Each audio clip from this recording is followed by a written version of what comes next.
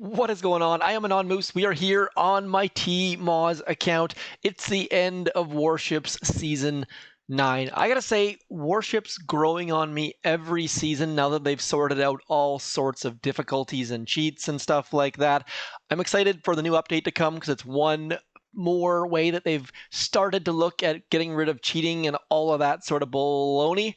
Now, I managed to move up a total of 16 ranks on this account. This account started on rank number 5, moved all the way up to 21, and then I just parked it.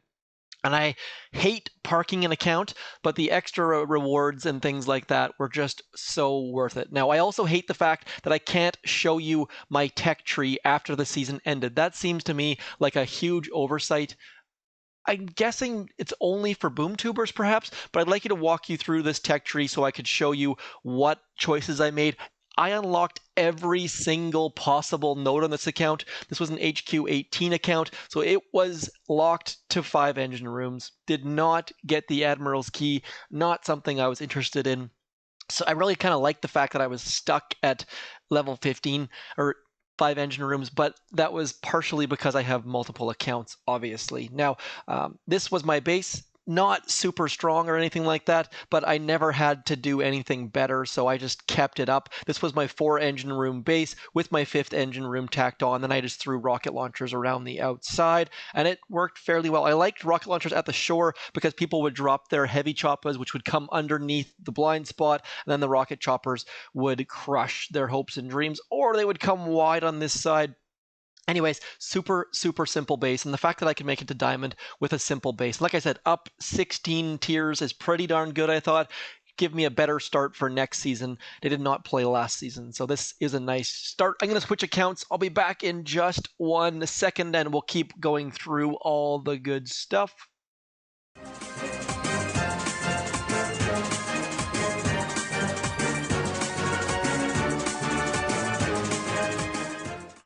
Okay, speaking of warships, let's have a look at the rewards for Season 9. So these are the same rewards we've seen all along. Here's my battles fought, 268, very low. People who are above me seem to be in the 400, 500, 600 or higher.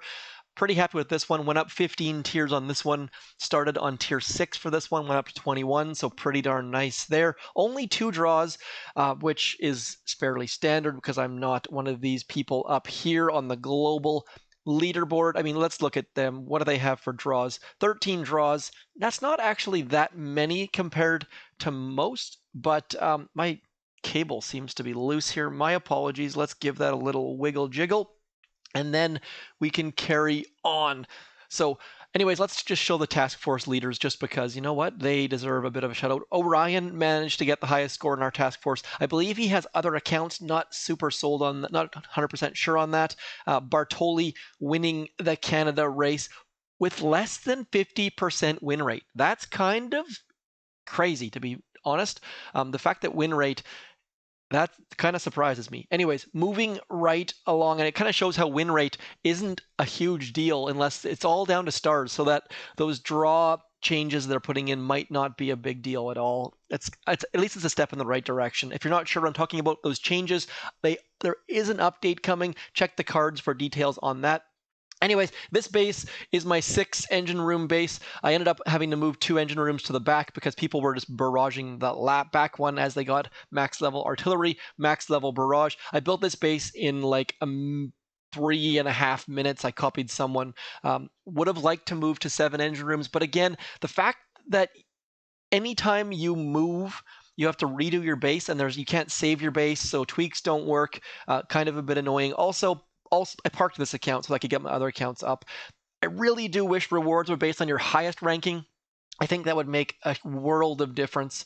But anyways, that's my 6 engine room base. I really did like the fact that this right-hand side base was wide open. It made things difficult. And then when you went to 7 engine rooms, which I never did, that right-hand side ramp got smaller. Anyways, that is my quick review of that account. Let's just check my profile here on the task force because I think I already showed that, but 268 battles, pretty darn good to get into Diamond. I thought that's like, considering the fact that I started at rank 5 or 6, that's decent, I think. Anyways, let's keep moving on. I'm going to show you one more account, and then I'm going to keep blabbing on about warships. Not the most action-filled video, that's for sure, but hopefully someone out there likes or doesn't hate or has suggestions. I'll be back in one moment.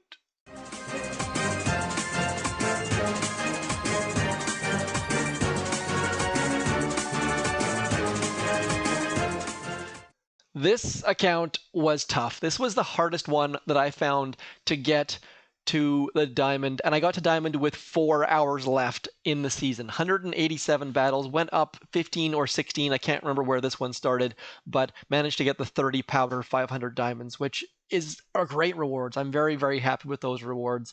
Just bumping up into Diamond, and you'll see that I only won one battle in Diamond. I got into Diamond, and then I just quit. And the fact that I can't show you the list of attacks kind of bothers me as well.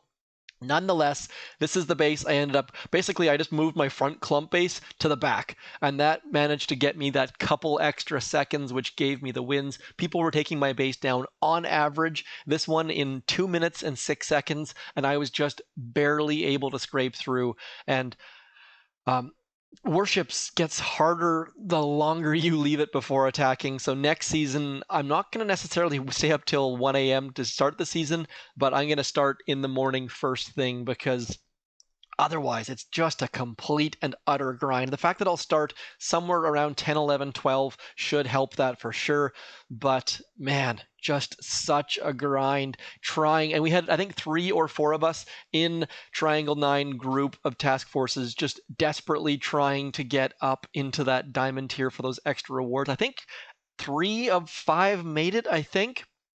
Essie, the big winner in this task force, coming in at rank 23. No one in Legendary, I don't think. If you're in our task force group and you made it to Legendary, please send me a message. I will shout from the rooftops and be super sad. Science Dad, I beat his mini in a battle, but he managed to kick my butt, get into Diamond. And you'll see that all of these people, like me, Omar, and Science Dad, probably all just parked, because you don't want to lose and end up wasting diamonds and powder, which I'm not super sold on. This account, for whatever reason, is in New Zealand. It shouldn't be, but this is the New Zealand leaderboard. Mackett, long-time Reddit player, was in second forever, and then just got bumped by Chinese character player. I don't know. I think that win rate, like, let me know what you think about win rate versus stars. Like, if you're in the same tier, should win rate and stars play a factor? Because obviously this person has 5 more stars, but a long season win rate seems like it should have a little bit more effect than 5 stars. I'm curious to hear what you guys think about the leaderboard and how it's organized. If it's just straight stars fair, or should it be like tier and then some form of win rate? That, I don't know. Just the fact that the global number, was it global number 1? No, it was another task force that had 50% win rate. That's bang on. The fact that he was exactly 50%, 358, 358 is perfect. Like, that is awesome. I do love that it shows the highest rank ever there. That is pretty darn sweet. Anyways, that's my suggestions. I'd love to be able to go back over the tech tree. I'd like to be able to still review old battles and leaderboard stuff. I'm not super sold on. I do think that that there is something there, and I also am very curious to see if these cheat preventions that Supercell is putting in are going to have any effect whatsoever, because that whole cheat detection thing, the fact they're hiding the names, good, but if draws, yeah, I don't know. It's going to be very interesting to see how that rolls out.